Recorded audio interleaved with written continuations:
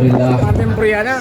Alhamdulillahilladzi ja'ala nikaha sababan litakmili nisbiddin wa ja'alahu mawaddatan wa rahmah bainaz zawjayn. Asyhadu an la ilaha illallah wahdahu la syarika lah wa asyhadu anna Muhammadan abduhu wa rasuluh.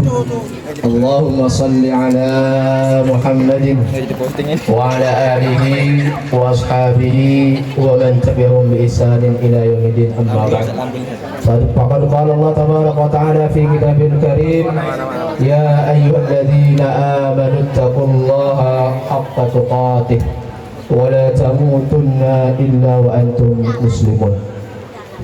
Wa qala ta'ala aidan fi ayatin ukhra, ya ayyuhan nasu ittaqu rabbakum alladzi khalaqakum min nafsin wahidah wa khalaqa minha zawjaha wa batha minhuma rijalan katsiran wa nisaa'a wattaqullaha alladzi tasaaluna bihi wal arham innallaha kana 'alaykum raqiba.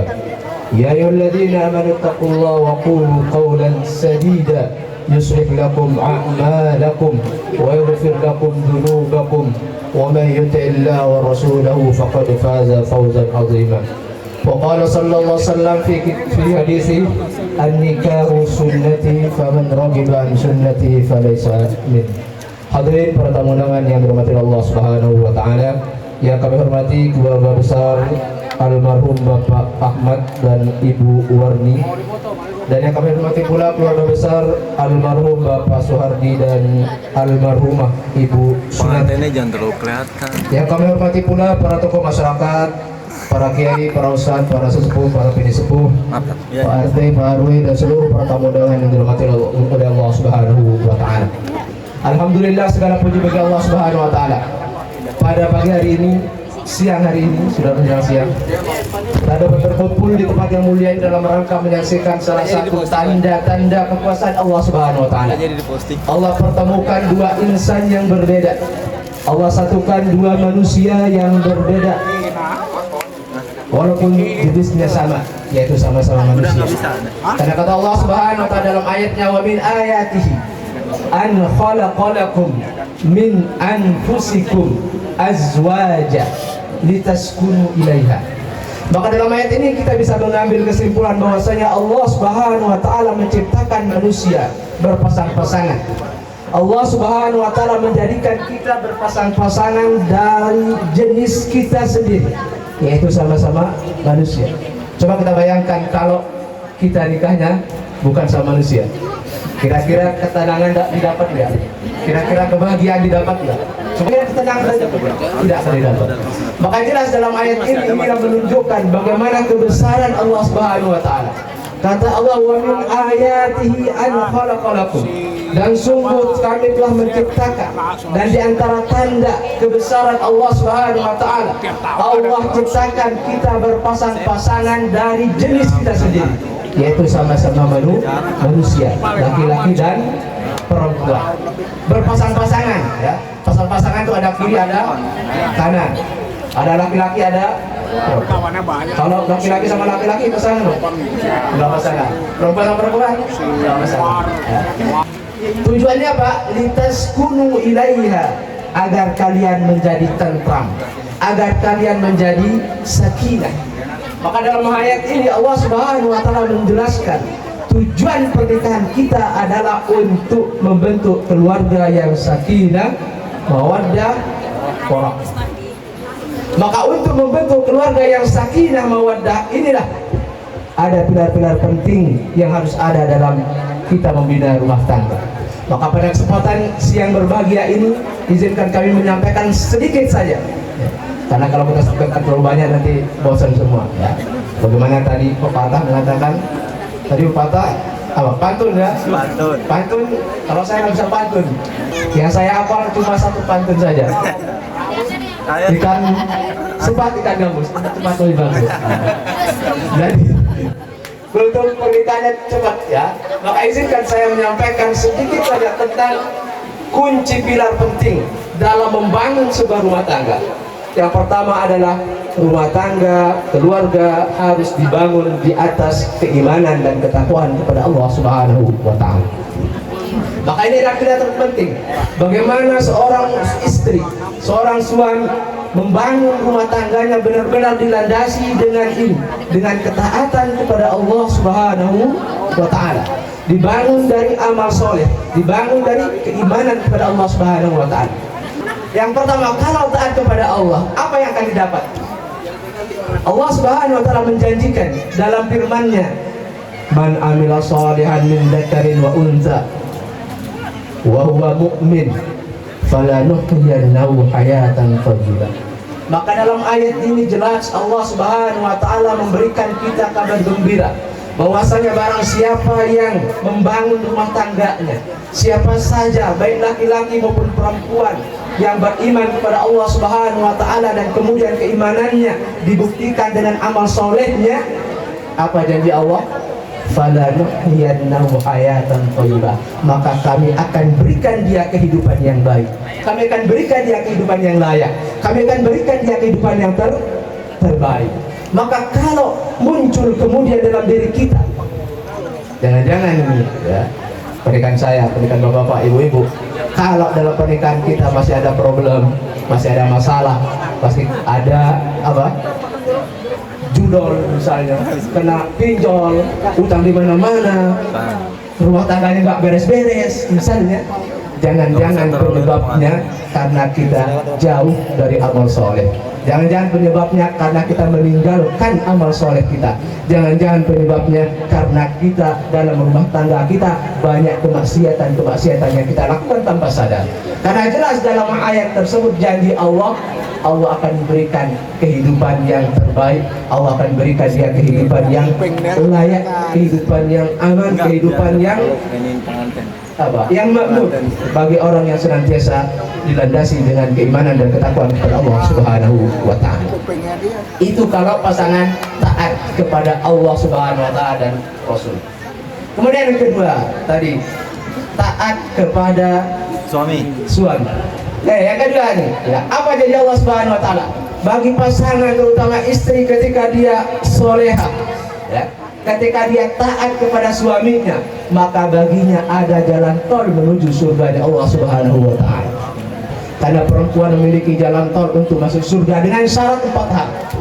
Disebutkan dalam hadis oleh baginda Nabi sallallahu alaihi wasallam, kalau seorang perempuan idza shallat khamsaha, kalau perempuan itu sholat 5 waktu. Kemudian yang kedua, idza shamat syahraha, kalau perempuan itu puasa pada bulan suci Ramadan. Kemarin puasa nggak? Puasa, ya, bagi yang tidak berhalangan. Kemudian selanjutnya apa? Kalau dia memelihara kehormatannya. Dan yang terakhir, kalau dia taat kepada suaminya. Maka apa kata Allah? Silakan udkhulil jannata min ayyi abwabin syi'ti. Silakan masuk ke dalam surga melalui pintu surga mana saja yang engkau inginkan. Jadi silakan pintu surga yang 8 itu, mau pintu sholatnya, mau pintu puasanya, mau pintu sedekahnya, silakan masuk. Itu bagi perempuan yang taat sama suaminya. Kira-kira kalau dikasih pilihan di antara 4 hal itu, yang paling sulit bagi ibu-ibu, bagi seorang perempuan, kira-kira poin yang keberapa yang paling sulit? Suami beras paling sulit ya. Maka tidak mengherankan ya, para istri yang soleh banyak ya, para istri yang rajin ke majelis taklim banyak, para istri yang sholat tahajudnya banyak ya.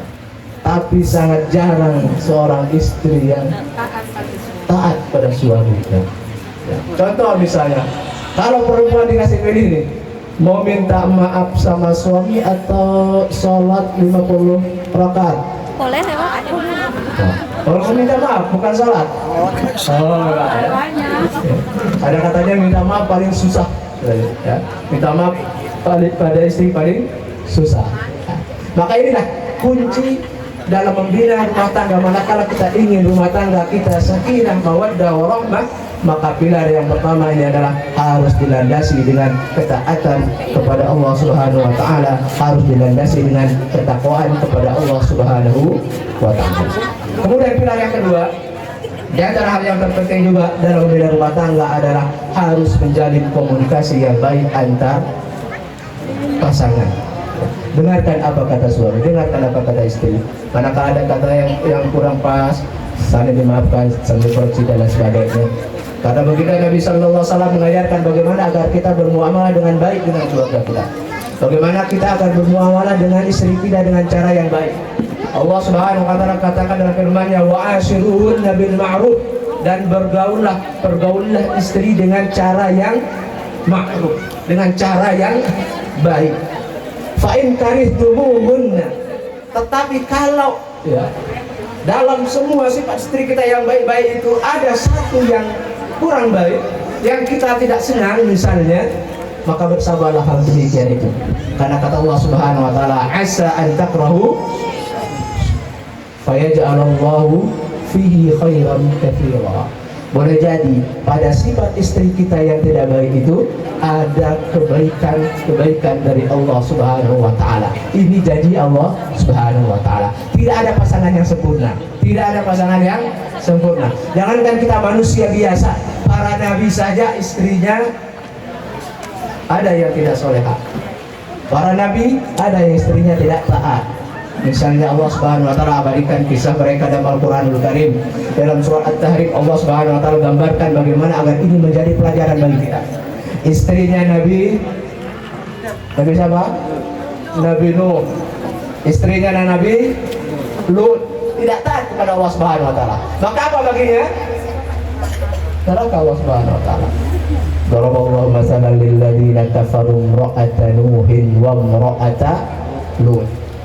Kanata tahta abdaini min ibadina. Maka kata Allah Subhanahu wa taala, kami berikan perumpamaan terhadap orang-orang kafir seperti perumpamaannya istrinya Nabi Nuh dan Nabi Lut. Apa kata Allah? Kanata tahta abdaini min ibadina shalihin. Mereka berdua ini, istrinya Nabi Nuh dan istri Nabi Lut, mereka berada di bawah pengawasan hamba Allah Subhanahu wa taala yang soleh, yaitu siapa? Nabi Nuh dan Nabi Lut. Mereka di bawah Nabi tapi tidak soleh.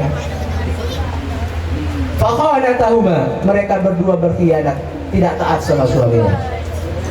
Wa qila dukhulan nar ma'ad dakhilin, dan dikatakan apa? Maka masuklah ke dalam neraka bersama para penghuni neraka. Nauzubillahi min. Yang kedua, Allah gambarkan juga perumpamaan untuk orang-orang yang beriman, seperti perumpamaan istrinya Fir'aun. Fir'aun soleh apa tidak soleh? Tidak soleh. Bukan nabi, bukan rasul, bahkan dia adalah manusia yang paling membangkang, yang mengatakan dirinya sebagai Tuhan, ana rabbukumul a'la, saya adalah Tuhan kalian yang paling tinggi. Tetapi istrinya tetap solehah, sehingga dia diberikan surga oleh Allah Subhanahu wa taala. Allah katakan, wa daraballahu mathalan lil ladzina amanu imra'ata fir'aun إذ قالت رب ابن لي إنك بيتا في الجنة ونجني من فرعون وعمله ونجني من القوم الظالمين. Maka dua perumpamaan ini silakan dipilih. Ibu-ibu mau suaminya Nabi Nuh atau Fir'aun? Mau suami sendiri lah ya. Yang penting soleha. Yang penting tadi 4 intinya ya. Kalau melaksanakan itu insya Allah silakan masuk surga melalui pintu mana saja yang kita mau. Ya. Kemudian yang terakhir ya, saya panjang, yaitu harus dilandasi dengan berdoa kepada Allah Subhanahu wa taala. Karena doa ini adalah senjatanya orang beriman, senjatanya kita seorang muslim. Karena kita berharap, karena kita sangat membutuhkan Allah Subhanahu wa taala. Allah yang Maha Kuasa, Allah yang membolak-balik hati kita, Allah yang melembutkan hati kita, Allah yang memberikan kasih sayang dalam hati kita, sehingga Rasulullah sallallahu alaihi wasallam senantiasa banyak sekali membaca doa, ya muqallibal qulub tsabbit qulubana ala dinik. Oleh karena itulah dalam rumah tangga kita senantiasa kita memperbanyak doa kita kepada Allah Subhanahu wa taala. Semoga Allah memberikan keluarga kita keluarga yang sakinah, mawaddah, warahmah, dan kepada para jomblo yang belum menikah semoga diberikan jodoh yang terbaik, disegerakan jodohnya, jodoh yang soleh dan solehah ya. Pada pasangan yang sudah lama semoga diberikan tambah sakinah, mawaddah, warahmah, diberikan keturunan yang soleh dan solehah. Maka tentu tidak ada doa yang paling layak untuk kita ucapkan kecuali doa yang diajarkan oleh baginda Nabi Sallallahu Alaihi Wasallam untuk kedua mempelai laki-laki maupun perempuan, itu doa barakallahu laka wa baraka alaika wa jama'a bainakuma fi khairin rabbana hab lana min azwajina wa dhurriyyatina qurrata a'yun waj'alna lil muttaqina imama Allahumma allim baina qulubihima amin wa baina hada wa hawa وعلمت بين محمد صلى الله عليه وسلم وقامه الكبرى وأصلح ذات بينهما واهدهم سبل السلام اللهم اجعل بيتهما بيتا ساكنا مطمئنا مليئا بالمودة والرحمة مليئا بالمودة والرحمة اللهم ارزقهما ذرية صالحة اللهم ارزقهما ذرية طيبة اللهم ارزقهما ذرية صالحة واجعل أولادهما قرة أعين لهما اللهم أعنهما على طاعتك وباعد بينهما وبين شيطان اللهم اجعل زواجهما زواجا مباركا واجعله سببا لدخولهما الجنة ربنا آتنا في الدنيا حسنة وفي الآخرة حسنة وقنا عذاب النار وصلى الله على نبينا محمد وعلى آله وأصحابه والحمد لله رب العالمين سبحانك اللهم وبحمدك أشهد أن لا إله إلا أنت أستغفرك وأتوب إليك السلام عليكم ورحمة الله وبركاته.